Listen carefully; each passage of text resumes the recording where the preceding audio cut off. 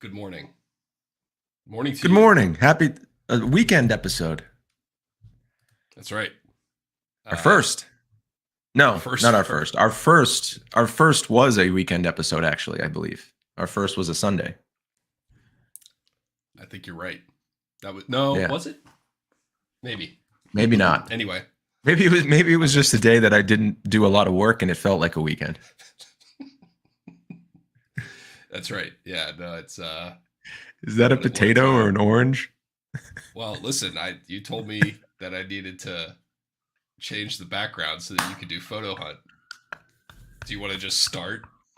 Why don't you go ahead since you're so I can't help but not look. Okay, I know. so I texted Rich this week and I'm already thinking that this was not a good idea, but I'm excited about it, and that's how we're judging this. So I'm good with it. I asked him to change 5 things in his background and told him that I would change 5 things in my background, and we could play photo hunt. Okay, so that's definitely a piece of. Hold on, let me make this bigger. Yeah. It's definitely a piece of I fruit think hold or on. I think we something. can do it. Let's see if we can do it this way. Um Can you there's make a your way screen fill up the whole screen? I think we Okay. need to do yeah, but we need to change this. There we go. I'm now Is that wondering if better? the changes will be visible. Yeah, it is. Okay. Is it a potato or an orange? It's an orange. Yeah. Okay, that's one. So that's one. You got it. Second, the blinds are halfway down on the door. You got two. Third, the guitar is facing a different way, and there's a Yep. mask on it. That's four. That's three and four. Oh man, this next one's gonna be hard. The fifth one will be the toughest one. Yeah. Um, is it the pamphlet on your desk? No.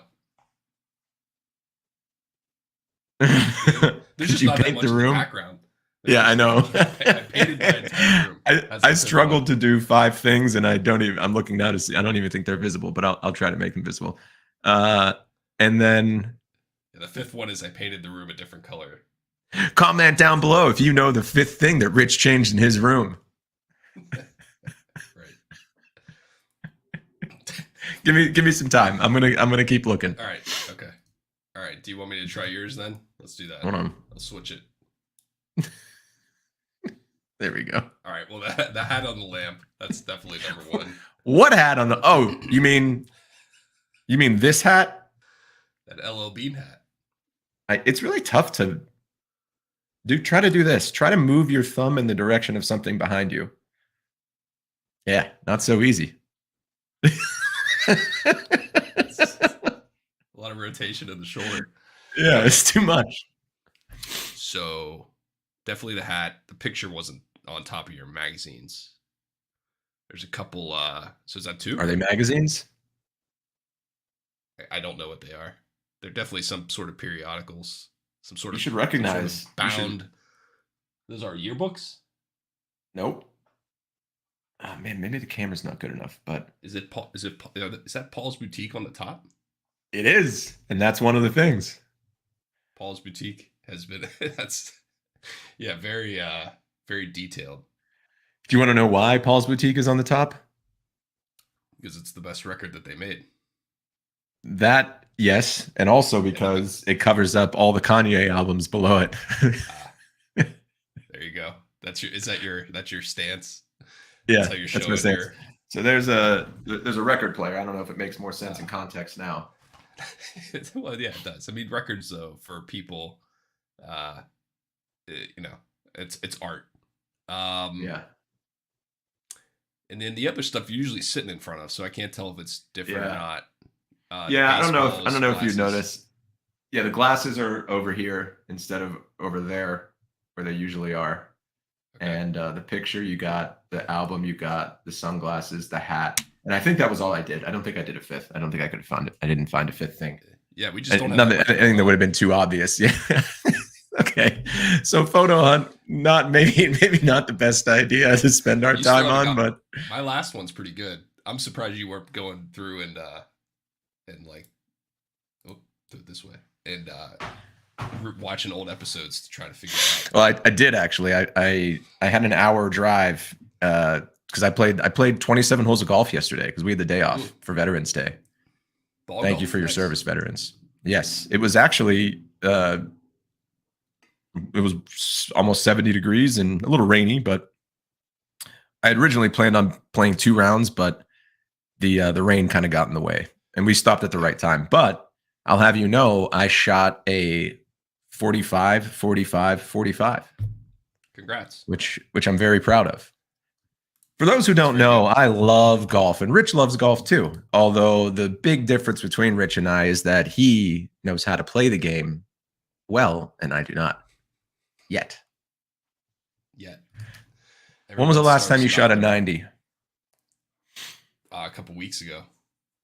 Yeah. Okay. So if I'm in Rich territory, then I'm. Oh, okay. Well, you didn't have to say it like that, but yeah.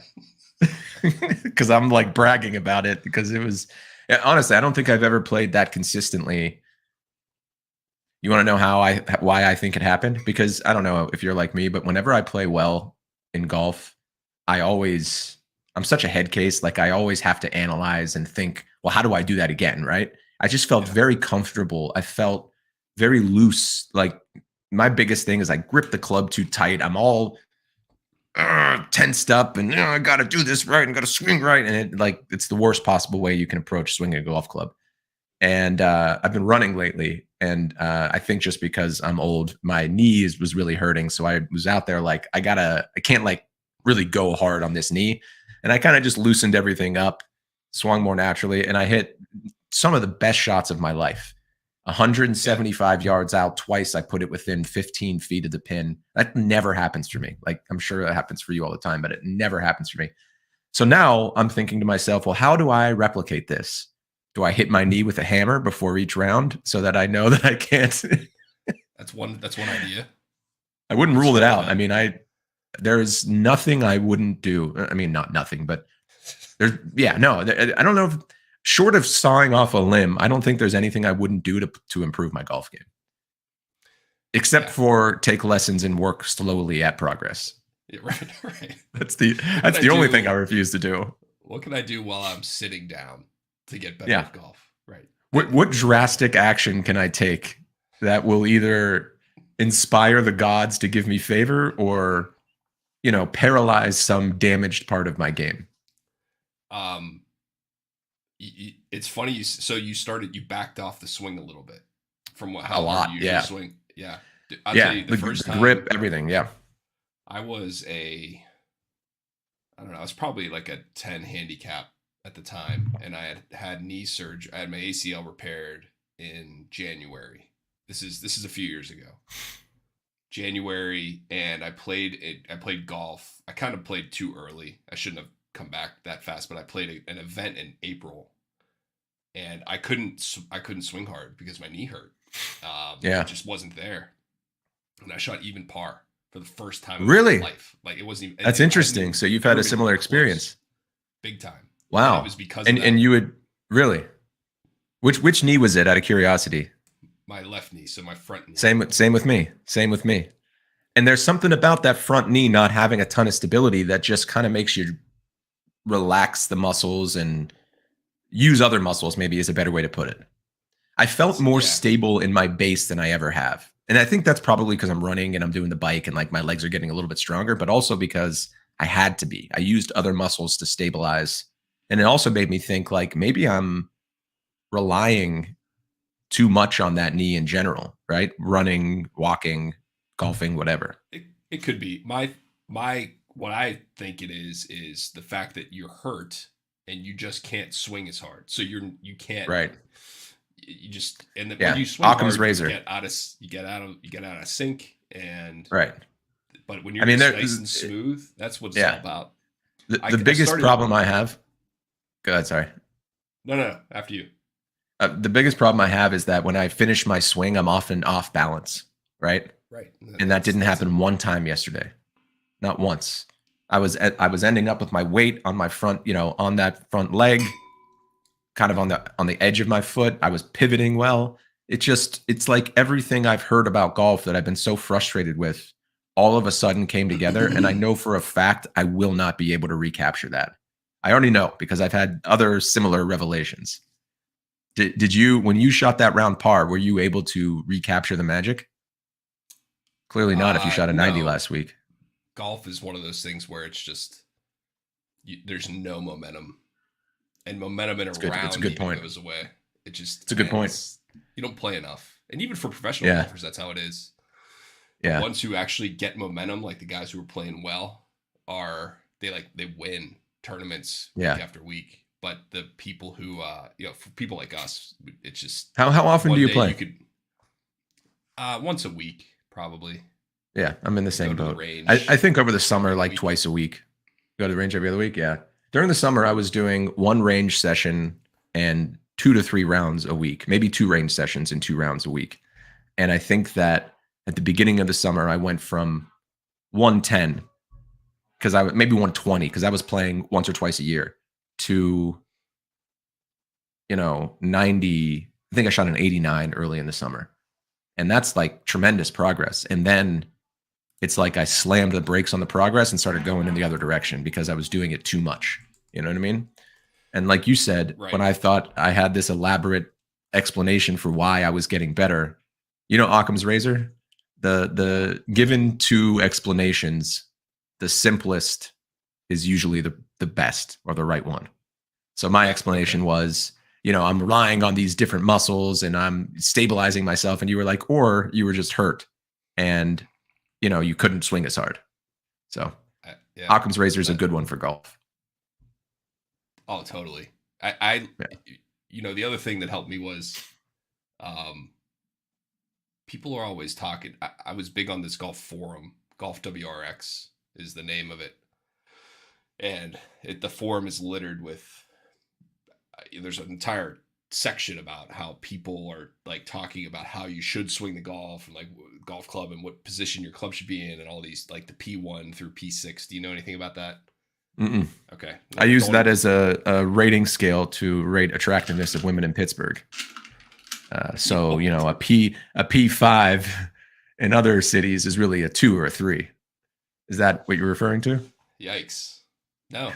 Yeah. Well, look, we've all, you and I have both been with several P5s. So, it's just the name of the game.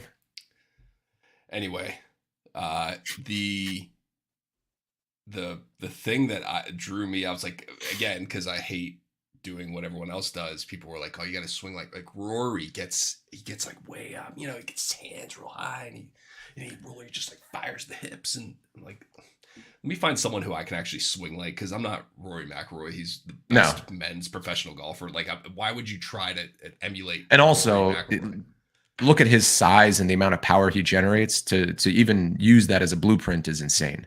He's doing something that he's like defying physics. So I'm gonna show you who I emulate. I'm gonna guess. Can I take a guess? Yeah, you'll never. Is it a pro golfer? Yeah. Scotty Scheffler. No. No. Again, he's a big guy. You're a big guy. No, but so you're not getting the point. You're not getting the point. Yeah. What is the point of this? It's not about emulating the best. It's about emulating someone that you can actually emulate. Like, it's possible. But I thought Scheffler, because he's a bigger guy size-wise, like Rory's more my size. No, he's actually smaller than me. So maybe that would be it. But no, you're saying someone who's at your skill level that you can emulate? No.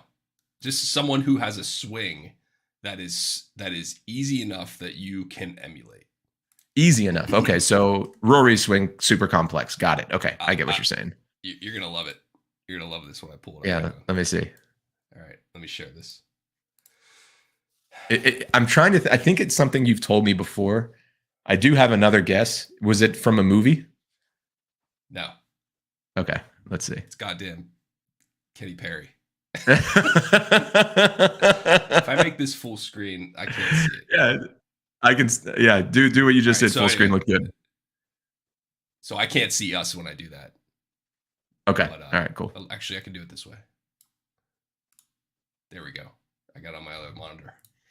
Look at this guy. It's so grainy because look at this swing. Wow, he lifts it straight up. You can do that. Look how easy it is. Yeah, look, you look at his. Yeah, Just wow. start it over. Boom. Boom. Yeah, it's interesting the way he kind of shifts his weight to get momentum instead of doing a huge turn. You know what I mean? Right. Like the thinking today is more turn your back to the ball and then, you know, finish with your belly button to the target. So he definitely finishes belly button to the target, but he doesn't turn at all. He turns a little So bit at the very end of his backswing. He sways to get momentum. Look at and you got that gut too, right? So that's also helpful. Like right here. Look at this. Yeah. He also seems like he's very flexible. He does turn at the very top of his backswing, right before. Yeah, you're right. Yeah, it's like a little hitch. Yep. Just a little bit though, right? Yeah, but the way that I've been taught to turn and that I do turn is like a complete. And actually, that's one of the other things that I've made a big improvement on is shortening up the backswing and reducing the turn. Yeah, it's incredible. A hole in one. Yeah, you have a hole in one. I do. Listen, this I swing more like Katy Perry. Yeah, I bet you. Tell me the story of your hole in one again. I was a member at a club at the time, and I played in the morning. And I got to I forget what hole it was, like 5 or 6, and I hit a club, and I thought I hit it well. I'd planned on playing at least 27 holes, and I hit the club on this par 3 in the morning, and I remember thinking to myself that was the right club. I didn't hit the green, but it was pin high, and I remember making a mental note. And then I what club was it? It was like a 6-iron, I think, at this point. And what was the distance? I can't remember exactly. I don't remember. Probably 175, something like that. 180. Yeah. I got a hotkey set up for my mute, so when I cough, I can. Smart man. Thinking ahead. So I made the turn, I finished the first round, and then I was going to go back out, and there were a couple guys who were new members who had literally, I don't know if they'd ever played golf. They just joined, and they had taken lessons and stuff, and they had maybe played 5 rounds in their life, and they were awful. But they were nice guys, and they were like, do you mind if we join you? No, come on out. Let's go. I'm going to walk 9 holes and have a good time, whatever.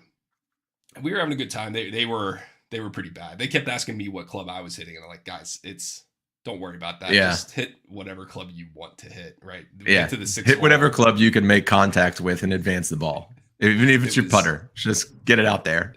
Yeah. But again, we were just hanging out. It wasn't a big deal. We get to the 6th hole, and I remember I'm going to hit 6-iron, and I hit it, and I couldn't see it go in, but it looked good. And was it a blind shot in any way, or was it the green above you or below you? The green was almost, there was like a lip of a bunker that kind of obstructed the view of the hole. Got it. Okay. So I could see the flag, I could see the green, but I couldn't see my ball, and I knew it was close, but I didn't know whether when you hit it, like just when you made impact, were you like, ooh, this is going to be good? I mean, obviously you see the initial ball flight, but it felt good. Yeah. And it was right at the hole. Yeah. So you were like, okay, this is I'm going to be happy with this one. Yeah. And then I hit first, and then they hit, and they're all over the place. I'm excited. I'm thinking it might be in. Yeah. And they hit, and we're like looking for their golf balls. It's a 180-yard hole, and they're like hitting their 3rd shots before I can get to, I'm just like, guys. Right. So oh, that's torture. And I walked up there, and I didn't see it. I didn't see it on the green. I didn't think it was over. And I walked up, looked at the hole, and it was in there. And I was like, yeah, I kind of yelled, right? Of course. And they were like, oh, is that good? Oh my gosh, congratulations. Like they've been playing golf for so short of amount of a time that they just were like, oh, that's pretty cool. You got it in one. It's taken us several, so congratulations on that. What's the yardage on the next hole? What are you hitting on the next hole? Wow, man, did that take away from the experience at all? No, it's a great story. It added to it. Yeah, it was. It's a good attitude. Right? Yeah, I was I didn't keep the ball. Like some people put balls on plaques and stuff.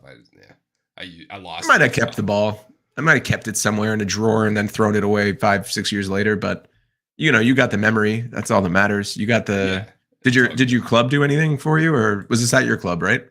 It was, and I tried. I told them, I was like, tell me what at my parents' club. My dad got one, and I was there for it actually.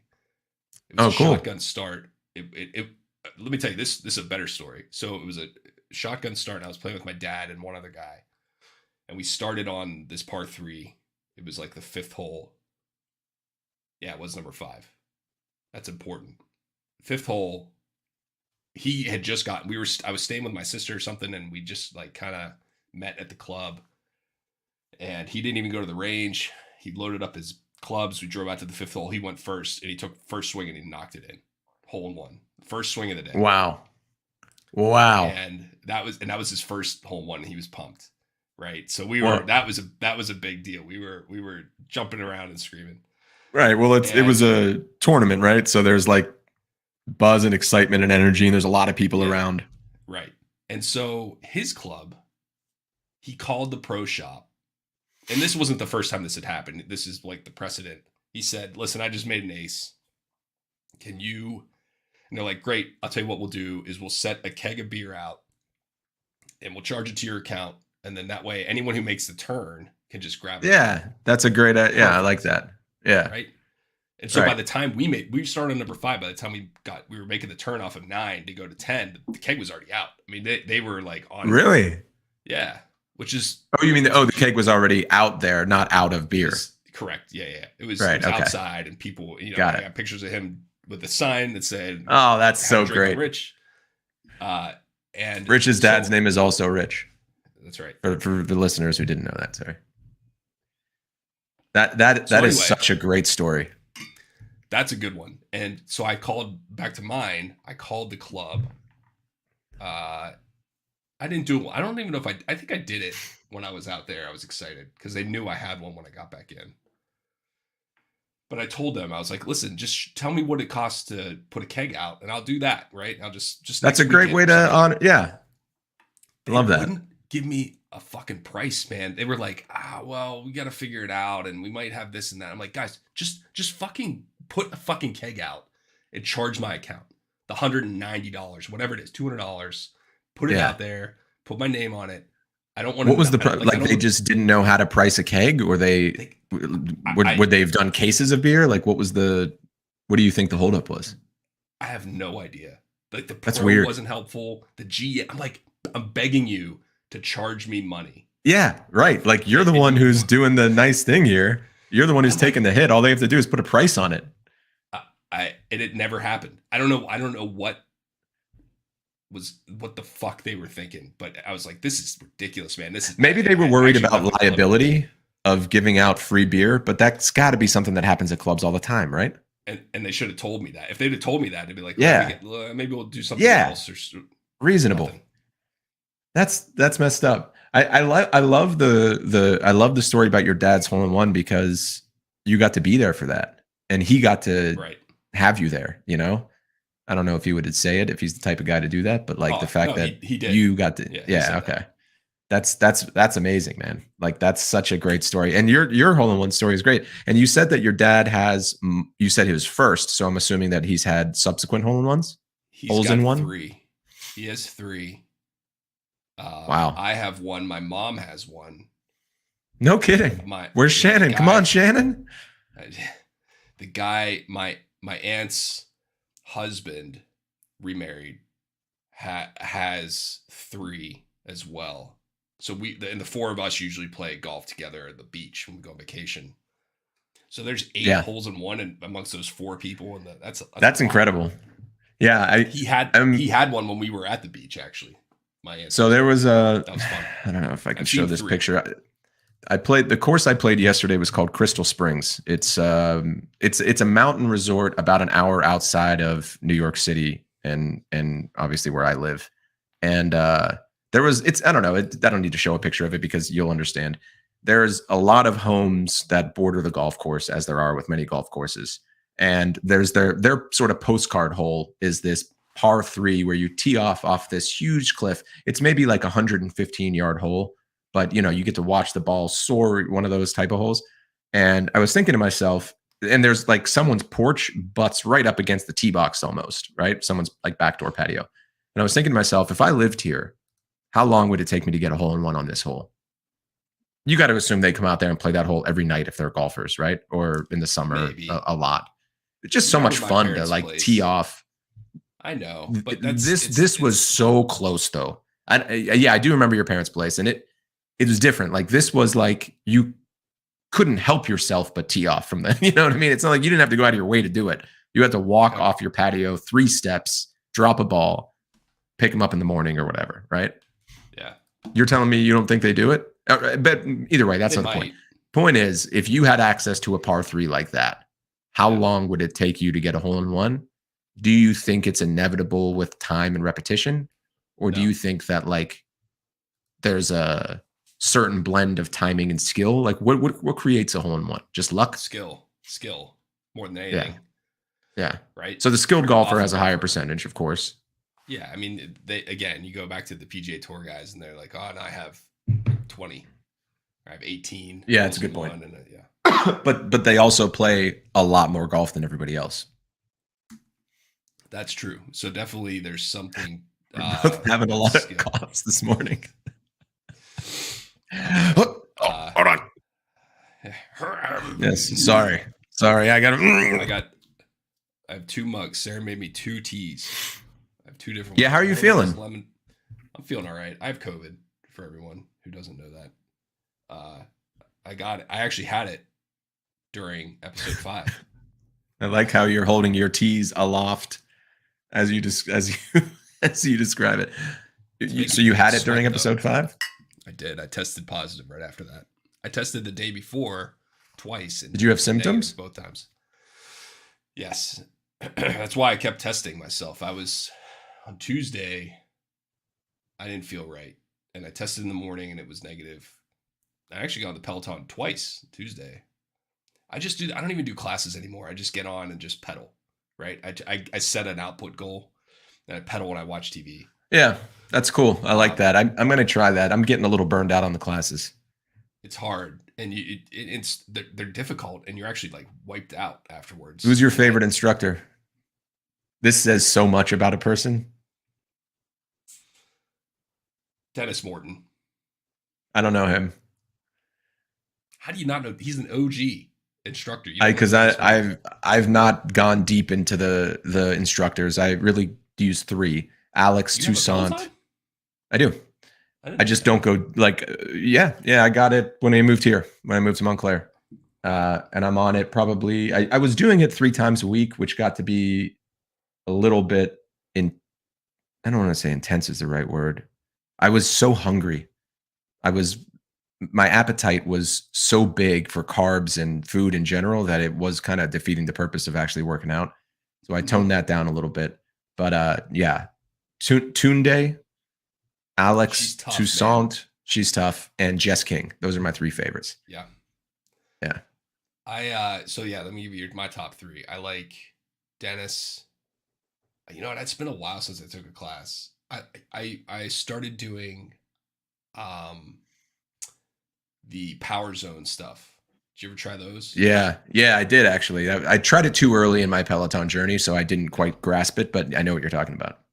I like those ones just because it's not about like cadence and resistance. It's just get yourself to whatever heart rate, right? And just no, it's the zone meter at the bottom, not your heart rate. Yeah, but it's based on your heart rate, though. No. Really? No. The power zones. Go to zone 2, zone 3. No, I know, but I believe. So do you don't have an Apple Watch? This is why. So when you have an Apple Watch, oh, okay, and it doesn't. So the way it displays the information to me is zone. Like I can actually change the definition of zones based on heart rate, and it's displayed to me based on heart rate. So you'll know you're in zone 2 when your heart rate's at or below whatever. Zone 3, zone 4, etc. There's zones for heart rate and there's zones for output. Okay, maybe I'm not thinking. Maybe I'm not. Screen. That's what you're talking about, right? It's got 5 zones. Yeah, exactly. That's not what I'm talking about. One at the bottom of the screen, in the middle, is a bar, and it's got 7 zones, and it's based on output. So how many watts you are outputting, and it's okay, all right. Yeah, it's good. Okay, so maybe I just did it wrong or didn't understand it. I think they have heart rate zone classes, so maybe that's what you took. Probably. But anyway. So that's cool. Dennis, so it goes by the output. I like Dennis because I do some of their yoga and stretching, and I like him as a yoga instructor. I like DT as a yoga instructor. I like Olivia. She does power zone and some strength classes. And I like Jess Sims. Jess Sims? I don't think I know Jess Sims. She Jess King is the one who's pregnant now. Yeah. You know her? Right. Yeah, she's an old school instructor as well. The new one. You know what yeah, get out of here. New guy. You know what I signed up for this week that I've been eagerly anticipating the opening of here in Montclair? Something called Stretch Lab. Are you familiar?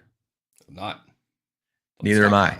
But Allison got targeted by them with Instagram ads, and now I'm falling in love.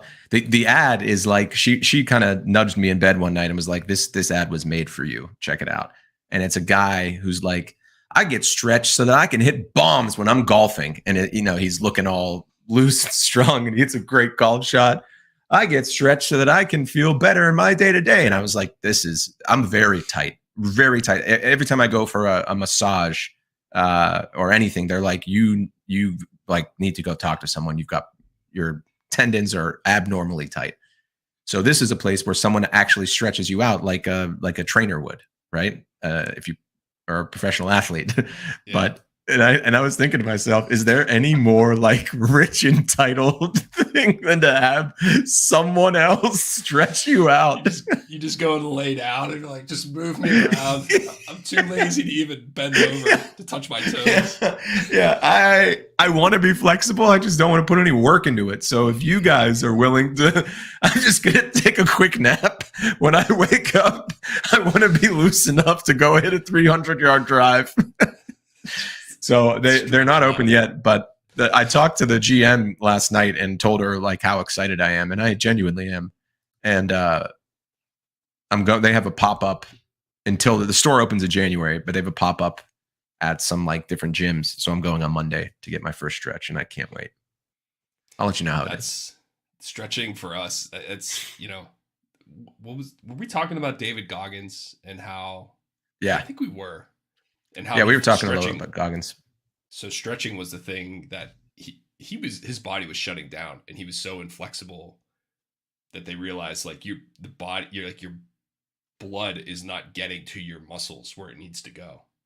That's what I'm worried about, is the long-term impacts of being. So I stretch every day, but I guess I worry that. Do you feel like if you don't stretch for a day, or maybe when I say don't stretch, I'm still talking about moving around. We both spend a lot of time sitting because we have to for work. But when I'm moving around, it's like if I don't stretch out for a day or two, I lock up. Do you have that same thing?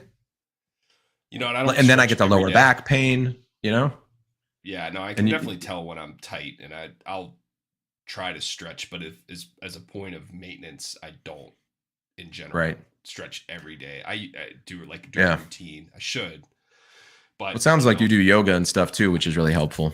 I need a stretch lab. I need a stretch lab, but I need someone to come to my house and do it. I can't. If you don't think that's my end game, that is 100% what I'm after. I'm going to build a relationship with Natasha, the GM of Stretch Lab, and I'm going to find a way to have her dispatch one of her Stretch Lab trainers to the house so that I don't have to even get out of bed. Just stretch me out before the day starts. Maybe you can get one of those medieval torture racks to just stretch me so that I don't have a problem going further. But yeah, it sucks, man. Like, I hate being inflexible. You've always been very flexible, though. Even in high school. Really. No, dude. When you were a hurdler, I couldn't even do that. I couldn't even straighten my leg at that age to get out in front of me, and I never did anything about it until I was in my 30s when I got really into yoga. So I think and then I felt great. That's the issue, is that you're just incredibly inflexible, and everyone to Yeah. you seems like Stretch Armstrong. Yeah, maybe that's true actually. Right. So you don't consider yourself flexible? No. Interesting. Nope. My hips are really tight. I have a few things here. I've gotten good at. See, the problem is I've gotten good at being able to fix problems that I have. Like when something's hurting, I can fix it. I have all the tools to do that. I have this thing called the So-Right. It's a plastic. It looks like this. It's like a two heavy plastic things. Like when your lower back hurts, it's actually the muscle that Your goes hips. from the front of your hip to the back. Yeah, of I know. lower back. I say I know, but I found this out like maybe a couple weeks ago, and because here I am stretching my hamstring, stretching my back. You know, I've got a Thunder Gun, I call it, the percussive massager. You know what I'm talking about? Mm-hmm. Theragun. But you're right. It was only when I started stretching my groin and stretching out my hips in the front, like putting one leg behind and the other leg straight out, kind of folding one back, that the pain went away. So those are the stretches I do every day. Right. Like those are gotta have those. And the pigeon pose. Pigeon's good. That one where you kind of 90's good for the outside, but it's all about the 90, front I don't know of that your one. hips. Yeah. Yeah, whatever. But I'm good at, like, I have all of that. I got a foam roller here. I got one of those balls that you can roll around on. Yeah. Foam rollers are great. I got this. This is actually kind of funny. Do you know what this is for? That's a foam roller. Right. Now, the nubs, you see that it's got these hard foam nubs. Is there anything that you would hesitate to do with this? That you would normally do with a foam roller? Is there anything that you would normally do with a foam roller that you wouldn't do with that? No, probably not. All right. Well, hold that thought, my friend. Okay. I don't know. We'll find out, right? So I'm going to share something real quick.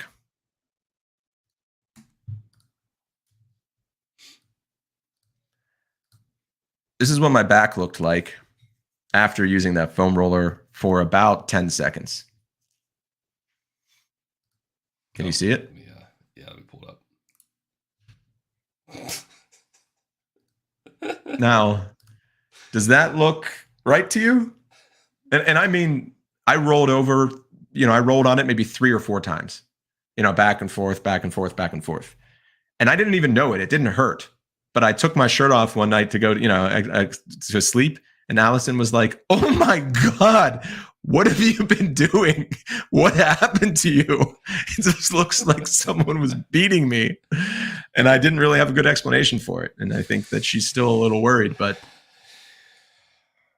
get that shit there on you the go. Screen. Yeah, I don't want to see that. It's uncomfortable, right? It's why would they make a foam roller that does that to you? Did you have a shirt on even when you were using it? Yeah. I had a shirt on. I don't just roll around here shirtless, Rich. I mean, listen, it's your house. Do what you need to do. Damn right it is. Damn right it is, my friend. Did you know, back to golf real quick, because I had this, it was funny.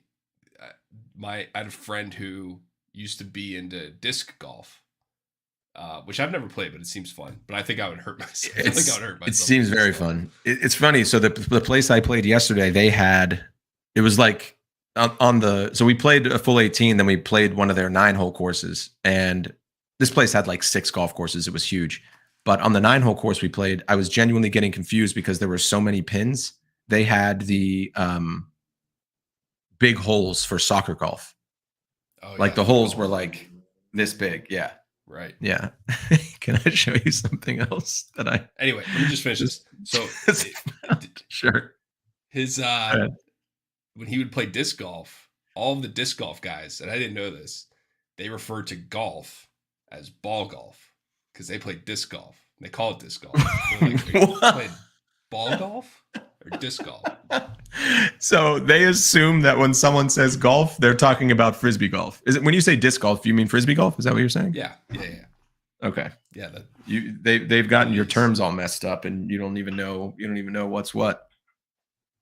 I think you've seen this before. but I figured it might make sense to revisit. Let's take a look. Oh yeah.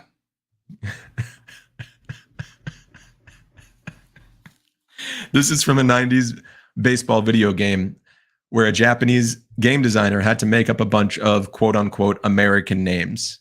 So the first one, they hit you real hard with Sleeve McDykel. Sleeve. Sleeve spelled Sleve. Can you read the third one for me? Daryl. Daryl's pretty easy. Yep. Only 2 R's. Yeah. Okay. So it's spelled. It's even spelled right. Yep. Archideld.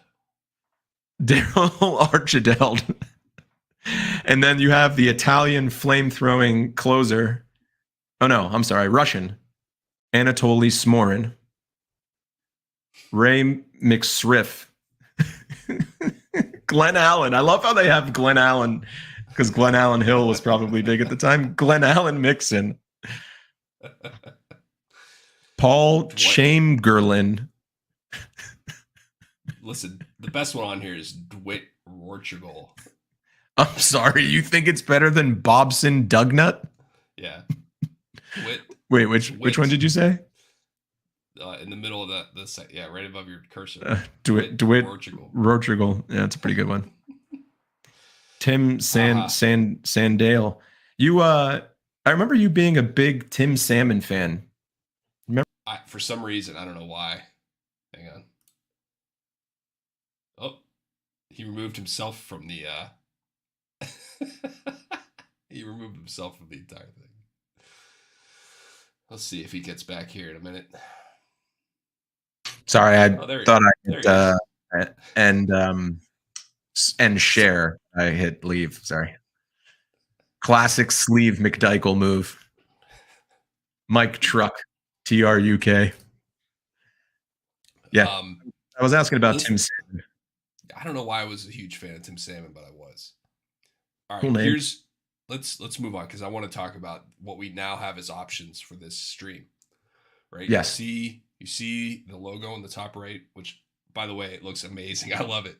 I think it's the funniest fucking logo we could have possibly come up with. And you came up with it's pretty good. Well, we kind of came up with it together. I rewatched how it came to be. And I think that what I learned from that was we need to, when we get a focus, we can be very creative and funny. And I think that's what we need here. It's time to round. I know you don't feel this, or I shouldn't say I know. I feel like you think our best path forward is to gather content. And I've been meaning to ask you about this. You mentioned on the last podcast, you said, we've got about 5 hours of content. Ideally, I'd like to get a couple more. And I don't think I processed it at the time, but I'm curious, what do you think the strategy is? And why is that beneficial? I'm not challenging you. I'm just genuine. I'm picking your brain. Here's what in my mind, I look back at when I was doing a couple things, but definitely with Bad Domes. When I started What's Bad Domes? Bad Domes was when I was emulating Girl Talk. It's the easiest way to describe it. Girl Talk is a mashup artist, and he does these multi-sample mashups. So he cuts up all his music and then into their little bits and pieces, and then pieces them together live and plays a show. And I saw it, and it was like a lightning strike moment. It's like, I'm doing this now.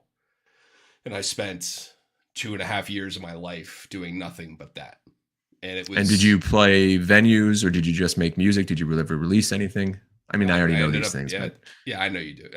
I ended up playing shows like 2012. I played a ton of shows at real venues, not DJ booth stuff, but on stage. And it was amazing. It was a really good time. You were really good.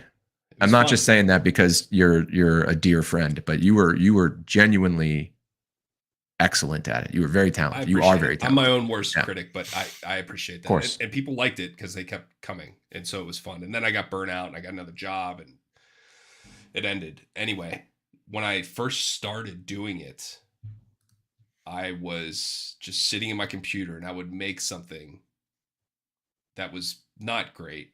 And then I would immediately send it to everybody I knew and say, listen to this. Look what I did. Right. And it was like craving that feedback. Like, tell me it's good. Tell me it's, and I look back at that, I'd be like, that Oh, is you were the looking for wrong way. validation, not feedback. Right. I didn't. Yeah. Don't tell me it sucks. You were asking 'cause I for don't- feedback. You were looking I'm for validation. I'm super proud of this. And even though it really wasn't that, it was okay. I mean, it was kind of cool. You could build something from nothing, but it didn't sound very good. But I thought some of the stuff you sent me was great. I know, and I appreciate that, but I was doing it for the wrong reasons. And so whenever I start doing it like this, I didn't want to fall back into that. I didn't want to be like, oh, look, sure. I got a show and there's very little to it. We don't know what it even is about, but look at it and tell us how good it is and everything. I didn't want to get into that. So I see. So you've learned from that. I learned from that. And the way I look at it is, if you have a bunch of content out there, and it's really just talking, to be honest, I'm doing this because I think it's fun to talk to you. Like we haven't talked this much, this often.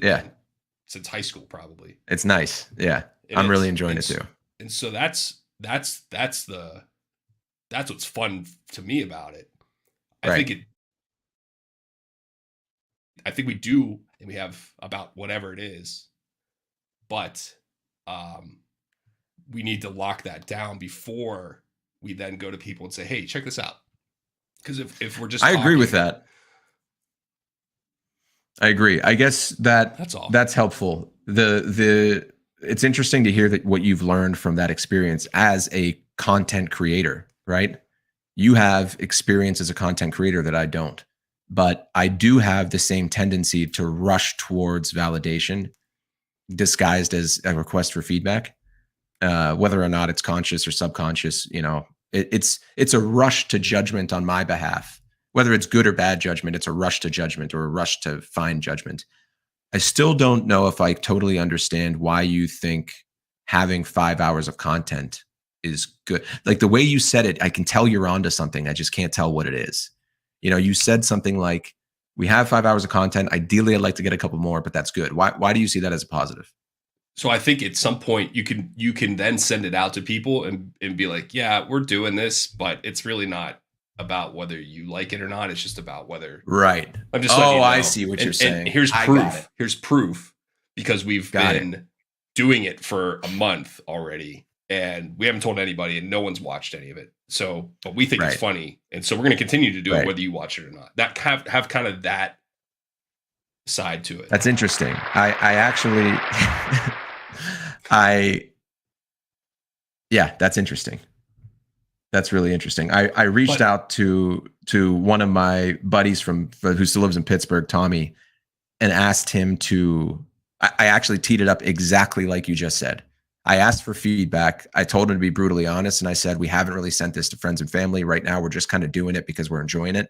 But tell me what you think. And he gave me some pretty helpful feedback, and it was sort of along the lines of what I'm saying, which is he said the moments where you are topical, I learned a lot. He's like, I didn't really know much about TikTok because he's got 3 kids, right? And he's like, so I learned about that. And there's a few other examples he gave, and he was like, those were the most engaging moments. He also said it's very easy to listen to and have on in the background.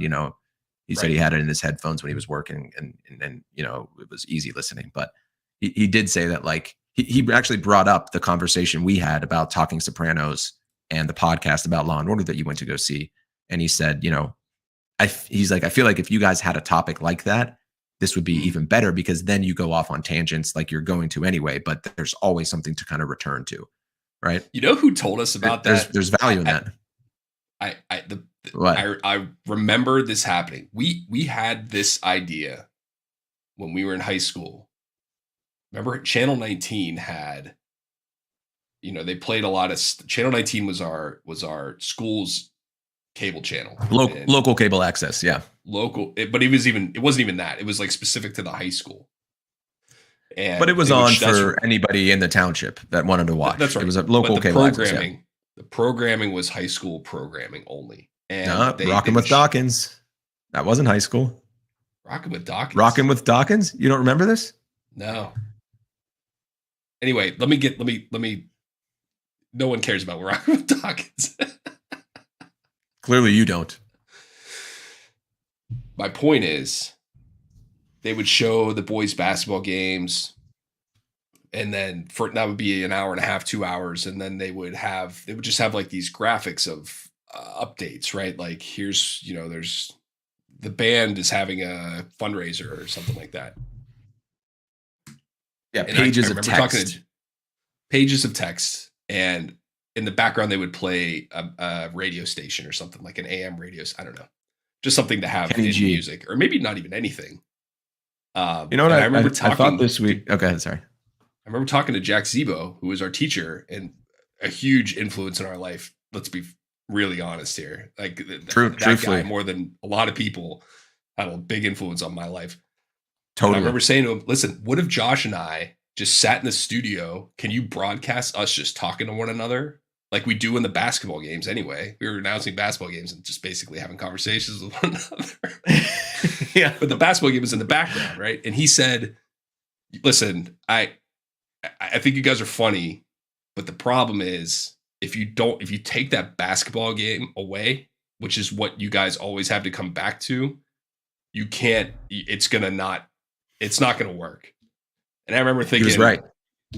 Yeah. I mean, I didn't fight him on it, but that's exactly what Tommy just said, who's also our 5th subscriber, by the way. Thanks, Tommy Martin.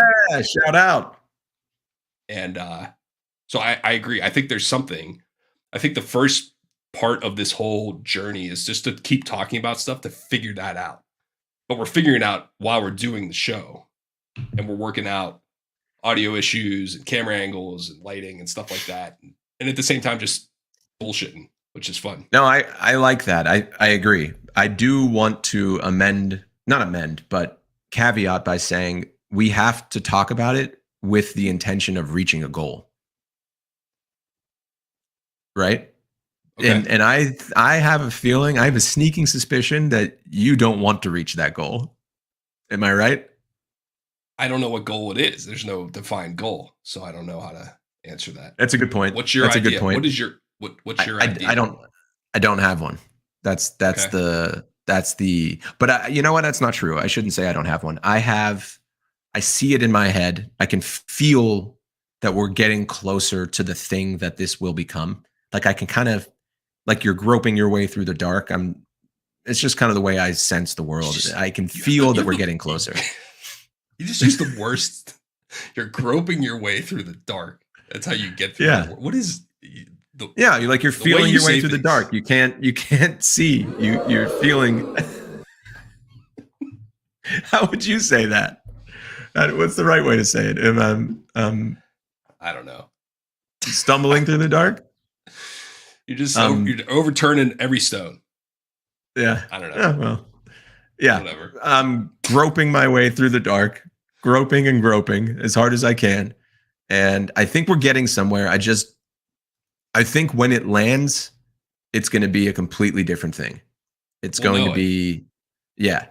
I think we'll know. I was thinking, I had an idea this week, not related to this podcast, but maybe we can use it, that maybe I'm going to change my occupation on LinkedIn every day or every week to something that it isn't, right? Like the first one I thought of would be AM radio DJ. Like, what if that was my occupation? And then, next week it's something else that's also hilarious. What do you think about that? Can we do something with that? Let's do it. Let's try it, man. I'm not opposed to trying anything, including the 5. I know you're not. Picking 5 things. That's how we're going to figure it out. So if you want to do that, do it. And so yeah, I'm all into that. Do you think that'll be good for my career or bad for my career? I certainly don't think it'll be good for your career. Right. What AM radio DJ? Yeah, I mean, especially in sales. I guess like it's kind of a joke or a wink at the fact that like no one cares what your LinkedIn profession is. You know what I mean? Like no one's going to look at it now and be like, "Oh, director of sales at Miro, we've got to talk to this guy. We have to. We got to talk to him right now. This is the guy that's going to break this thing wide open for us." There are definitely some professions that it matters. Hold on, let me show this thing. Yours and mine's probably don't. You're gone. There he is. I'm back. Yeah, you're probably right. Anyway, it's not that good of an idea, but it's definitely an idea that I had. Listen, again, that's the thing that I've learned the most is that it's not about coming up with the perfect idea. It's about coming up with ideas and doing them and continuing to do them, and they will get better with time. So if you have ideas, but how do you know which idea to commit to? I don't know. I think that's something you just kind of figure out after a while, but Yeah. Feels like time spent in the wrong idea could be pretty disastrous. I don't know. I think it's all, when you're talking about this kind of media, the number of hours or the amount of content, number of hours isn't the right word, but the amount of content that you have trumps everything. Are you watching The Crown? The amount and the consistency. It's the 10,000 hours thing. You're talking like the Beatles thing. We talked about this in the first podcast. No, I'm talking about the fact that if someone did subscribe to this who we didn't know, they would subscribe and they would like to see consistent content being posted. Right. No, I agree. I believe that is, yes. I think that's the thing we're doing the best right now. We're sticking to the schedule. We're being consistent. We're putting the content out there. I totally agree with that. Yeah. Yeah. I do think there's some wisdom there. And this has, we are live right now. And so if people do start watching, they can post comments to this stuff. Like, I feel like this is a good time to be live Saturday morning for this type of a conversation. I think that I would enjoy watching this first thing on, what is this? So I just chatted into our chat.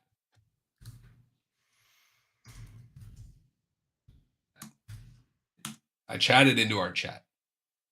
And I did too, but it didn't show it. Private chat? Oh, I see. No. Comments. And you can show. So I can't make a comment. Oh, no? No. That's not on the top right of your screen?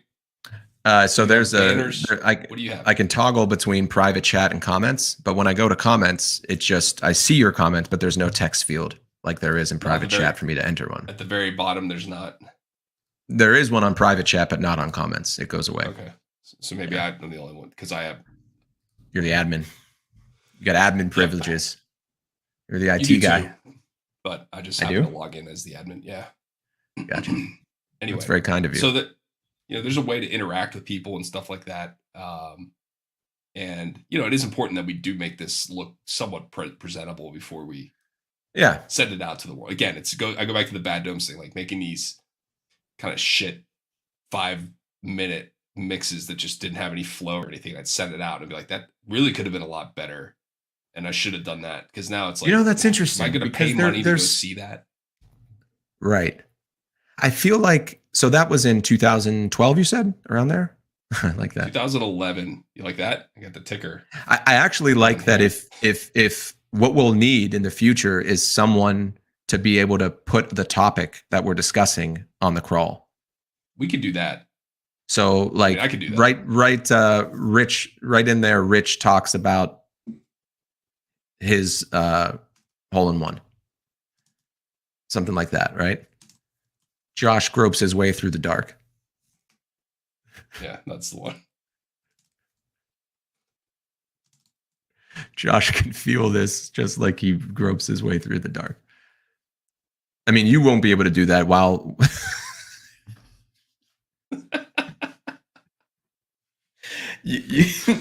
you won't be able to do that while we're having these conversations. It would be distracting. But when we get very big, which I think is inevitable, we're going to need someone who's on the keys there, who's really putting in those type of commentaries. I'm making this screen right now the thumbnail for this video. Right here. This screen is going to be the thumbnail for this. That's good. That's a good idea. Have you picked the thumbnails for the previous videos? I was curious about that. No, just they're not great. We need to work on that. I actually think that kind of stuff matters a lot, but it probably doesn't matter right now. But I don't know. If someone does come across this, the way that it looks is huge, massive. when you were doing Bad Domes, it was a little bit of a different content economy than it is now. Long form content was certainly more tolerated and even more desired. Visual content was still mostly in text form when it came to social media. I mean, we certainly had there wasn't a TikTok, there wasn't an IG Reels, there wasn't an IG Live, there wasn't a lot of the things that there are now. There was barely an Instagram. There's barely an Instagram, right? So in the time that's passed between now and then, the statement you made about how you put out a small snippet of your work and you felt like it wasn't ready to be represented. Now I think you could have built an entire career only on small snippets of work. Sure. How many, like, TikTok sounds are the perfect example of this. There's no people. You've spent time on TikTok, so you'll probably know this. Do you have Sirius Satellite Radio? There's a channel called TikTok Radio, and it's a Sirius channel. In their first 5 channels, which is a pretty big real estate, that only plays songs that you hear on TikTok. And when you hear the whole song, you realize you're hearing this 15-second snippet of a song that really doesn't represent the song at all. Sometimes it does, but it doesn't always. But people love it. And then they love that song, and then they love that band, right? In that case, there actually is a song and a band behind it. But the only way people knew about it was the 15-second manipulated clip where the chorus is out of order, or you're only playing this part of it, or you're only playing the bass, or you're only playing the lead guitar, whatever it is. There's almost more of an economy now for short form content that isn't fully produced, right? So like, I'm wondering if we take the best moments of this, and I know we've talked about this, but I'm kind of starting to get more comfortable with it, and put it on a TikTok account. I think that's the best way to get promotion. I totally agree. I absolutely agree with that. Okay. I think it's time to do that. So I think we're getting close. If not, we're already there. The critical mass of content. Yeah. And then figuring out the best parts of it, cutting it up, putting it on TikTok. You're more of a TikTok guy than I am. I think that would be. I can do that for you. The only thing I'm worried about is that we might not both fit into the screen because it's vertical. But maybe like we don't have a 2-camera, like the podcasts that I see that are featured, they have 2 cameras, right? And this is kind of what I was talking about filming ourselves in the first one, which was a stupid idea. But that concept of the only way I can think about it is like, and I don't have these kind of editing skills, I can work to develop them, would be switching back and forth from one side. So I'm speaking, I switch back to your reaction, I switch back to me speaking, like kind of a synthetic multi-camera look, you know? I think we could do that. I think there's a way you can edit what we're looking at right now to have it focus on me when I'm talking, and then you can switch to focusing on you, or like, in between, and just go back and forth. I think that's possible. You want to try that? I don't know how to do it. Okay. No, I can't do it live. Okay. I don't think I can do it live. Let me see if I can. That's worth looking into. I think it would be a game changer. Hey, everybody. So these are the. Okay, so that's. I can move. Okay, so if I'm talking. But I'm clicking to do that. I'm clicking and dragging the pictures. Yeah, we can't ask you to put banners and that on. Sooner you're not going to be able to get a word out. The producer. I mean, this I do. I do think this is really good. Josh on Groping in the Dark. Yeah, that's good. I can make this a banner. What do you think our best bits have been? This one right here. I don't know, man. I that's for other people to figure out. Well, how are we other people aren't going to choose which ones we put on TikTok, though. That's like we have to choose that.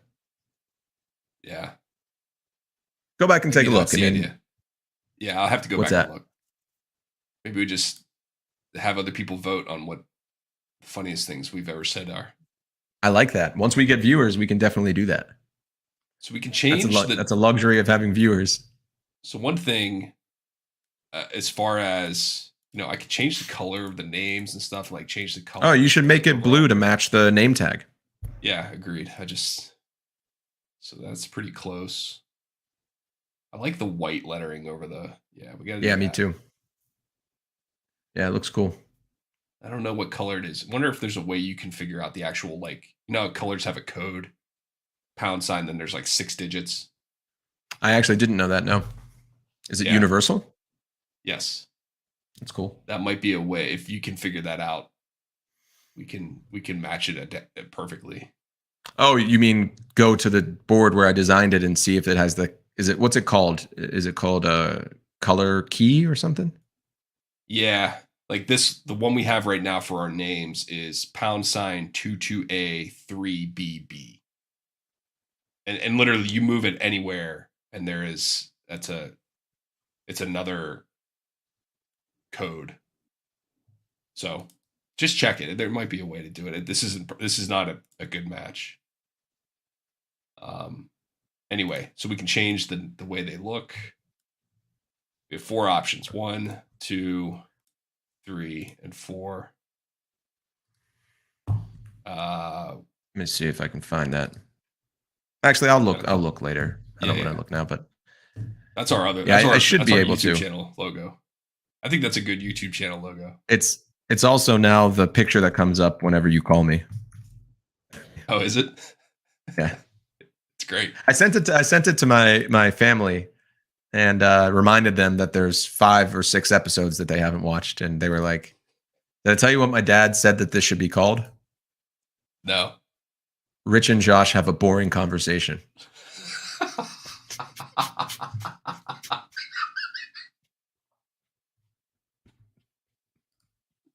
He has no patience for this, no interest in what we have to say. He probably watched it for 5 minutes and goes, "Huh?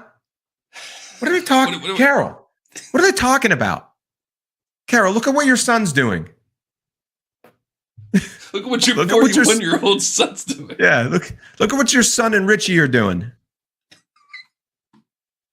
Ah, dude, boy. I'll tell you know what they should call this? You know what they should call this? Rich and Josh have a boring conversation. I'm going to text it to him. By the way, I think he's right. I think we should change the name of the show to that. That's in his honor. That's just that's hilarious. We can't validate him on that level. It will lead to nothing good will come of that. He will then think that he's funny and he's got a voice and he has influence, and nothing good can come of that. I agree with everything. Bringing him on the podcast would be pretty humorous, though. There's something about Western Pennsylvania dads who grew up with parents in the Depression era. Yeah. Who grew up with children of parents who are from the Depression era. Right. And the way that they interact with their children, our generation, is easily the funniest of any. With such contempt. There's just such disdain for their children's existence. This anger, this veiled anger. You know, the love that they show is just presented as annoyance. And it's like they're someone almost stepping on a landmine. They're just always hair trigger, ready to pop off at a moment's notice. "Dad, when are we going to dinner?" "I told you, we're going. Don't ask me when we're going or where we're going. We're going." Like, they're just always ready to blow. You get in the car, I'm going to put you. You get in the car, I'm going to put you in the car. There's a lot of that. There's always like a veiled threat of physical violence.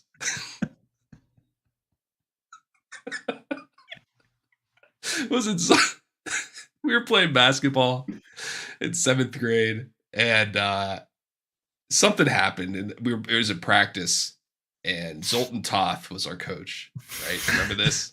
Yeah, I remember this. And something happened, or like the ball got batted around, and it ended up being a good play or whatever. And he's like, "What was that?" And I was like, "Oh, that was the play." And he's like, "You're playing." You're playing. No, that was the plan. "Oh yeah, you're a plan. Run another lap. You're the plan. I'm not. You're a plan." He was great. Your dad. A lot of anger. Your dad is like one of the all-timers, though. He always had funny stuff to say. Yes, angry, funny things. He brought it. He brought the thunder when it came to the angry, funny things. He was a big guy, so he's pretty terrifying and loud when you're littler. But yeah, he was. There was always this Veiled threats of physical violence. Clean your room or I will bury you under your room. Alive. You mean in the dining room below my bedroom? Yeah. Oh, you keep doing that. Oh. Rich and Josh. Have a boring conversation. Yeah. Yeah, I'm gonna text him now and ask if he's listened to the most recent episodes and see if we can get a rise out of him. So another thing we can add here is, this is obviously the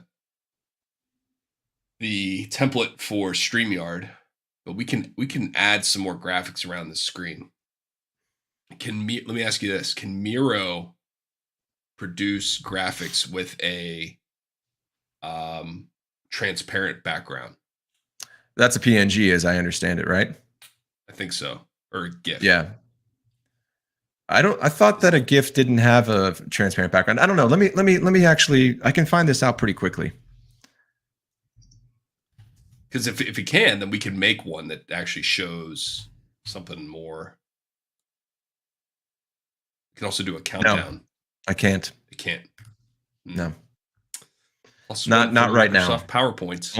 Only +1 for PowerPoint. Only PDF, JPEG, and CSV. So I think you can do transparent backgrounds with other forms of files. Hold on. Can I make PDF probably. Maybe. I don't know. In seconds, you can convert your JPG image to a PNG format. Adobe. It says you can do it for free. Do you have any Adobe licenses? No. Seems like the kind of weird thing you might have. I not for Reader. I do for like I should say that I have a Adobe Elements, not Elements, Premiere, the movie maker. Premiere Elements. All right, let's see. Your image dimensions are invalid. Image width and height must be less than 6,000 px. What's px? Pixels? That'd be my guess. See, my dad hasn't responded yet. I told him that we're live and you want his feedback. He's gonna say something great. I can already tell. All right. Well, I'll mess around with this, but I don't. It seems pretty doable. I just need to get the file in the right size. Like I said, the resolution on the file I created it's really, really big. So let me export it as a smaller file. Save as image. I didn't even know you could do this with Miro, by the way. This is new to me. If I do it as medium, that should be good. That you can even export this as an image. I think that's pretty cool. And I'm not just saying that because I work there and, have a large financial stake in the success of this company. I was genuinely impressed. Yeah, that's a good reason. I guess so. Yeah, we did have one viewer for about a second and a half. Oh, that's got it. So I texted my whole family. We have the family text string. Do you guys have a family text string? Yeah. No. So the family text. Wait, you don't? I can't tell. I can't see you. Oh, gotcha. No. Okay. We've got a family one, and it gets pretty wild. Okay. All right, here we go. I'm downloading. One last thing. Sign up to download your. They got me. That email address. Gotta get that email address. My email box, my Gmail is such a cesspool. It's crazy. It is thousands of spam emails, not even 1,000, hundreds of spam emails a day. I've never taken the effort to clean it up. It's too far gone. It's past the point of no return. I have to either get a new email address or just live with it and sift through the duds. Do you actually manage your spam? Sometimes. Every once in a while, I'll just be like, that's it. I've had it. And I go through and I unsubscribe from everything. And I respect that. Works. It works for a week. And then you go to enough web pages after that, and it just you buy a couple things, and you buy one thing, and they send it All right, out I've to got everybody it. else. I got it in PNG format, downloaded and ready. What, the logo? Yeah, I'm gonna send it to you. I think the logo is fine. I don't think the problem is with the logo. What I'm Why saying. did you ask me to do a PNG? No. Well, okay, yeah, we can use that. No. No.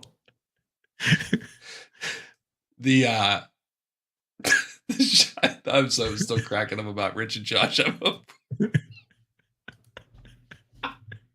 It's the best thing in the world. And like, because he said it, he thought he was being extremely clever, you know? So He was. It's really good. You know what? I think your sister, I wonder if your sister, she's done podcasts before. Maybe she would have some ideas. Yeah. I think that we should bring her on ASAP. And it's her birthday on Tuesday. I'm up for it. We can definitely have 3 people on the screen at the same time. So just saw the banner. Oh yeah. I'm gonna send this to my dad. Your sister's hilarious, and I think she would have some ideas that maybe would help. I don't watch a lot of TV, so but maybe that's. Are you watching The Crown?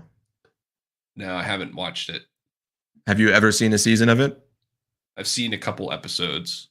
Yeah. Okay. So are you at all interested in the royals, the British royal family? I mean, I'm not like I don't care about them. I do think it's overblown, but maybe that's I don't care about them. I don't care about them. Boston Tea Party. I wonder if it was stupid. That was stupid.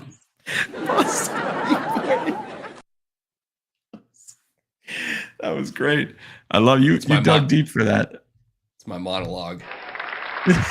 I think it would be, maybe it would be funny to get to talk about TV shows that you like that I don't care about, and I'll just tear them apart.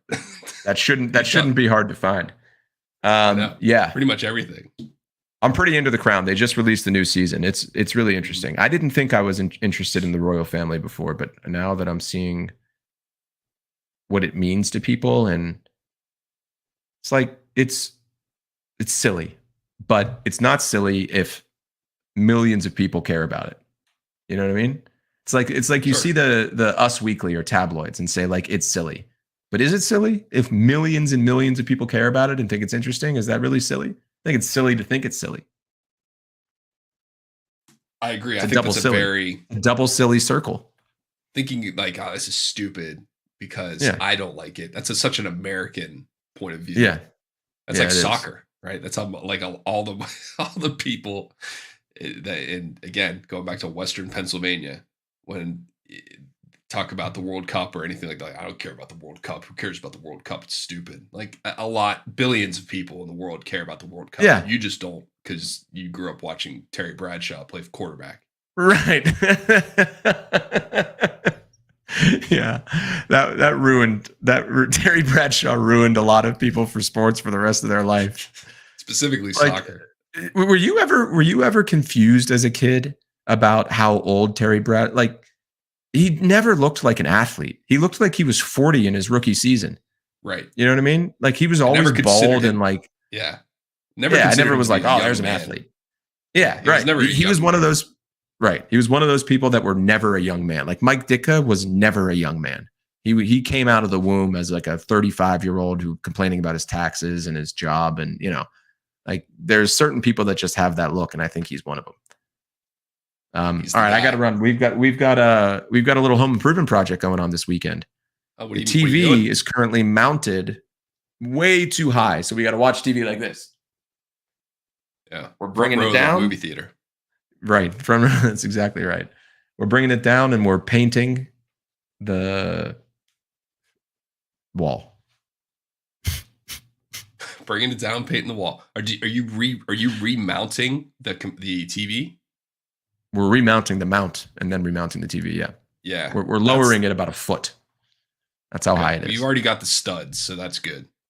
We had that. So we've done this before together. We've mounted a TV. It's not easy. I mean, it is easy. It's just very detailed, and you kind of have to know what you're doing, right? Yeah. It's not something you can just throw up on a weekend in the afternoon. So yeah, we've got a little bit of experience together. And I think the last time I did it, I swore I would never do it again. And Allison's kind of talked me back into it now. So we'll see how it goes. I'm sure it'll be a good story. You know, I don't know if I ever told you this, but when we were in our last place in Hoboken, we painted, and I fell off a ladder. The top. Did you? I fell off an 8-foot ladder and landed on my desk. Oh, it was pretty wild, man. So, you know, I was on the top, kind of hunched over the top, painting a corner in the ceiling. One little movement, the whole thing came down, and I boom, like a ton of bricks. My leg is still messed up from it. Just hurts. There are, I know of, you're probably the third person I know personally to have fallen off of a ladder. Yeah. In the last 3 years. And everyone is had to go to the hospital. I don't know if you did, but I didn't. I probably should have, but I didn't. Yeah. There was a guy. Maybe not the hospital, but someone to check it out. I'm not into getting on ladders, man, to do that kind of stuff. Neither am I anymore. Especially outside. But yeah. Yeah. Consider that your warning shot, right? That was the universe saying, yes, that's your last time. Also, you're not as young and capable physically, even for small things, as you used to be, right? Those little stabilizer muscles aren't very muscular. They're no. Yeah. So I'm going to try not to fall off a ladder, but we'll see.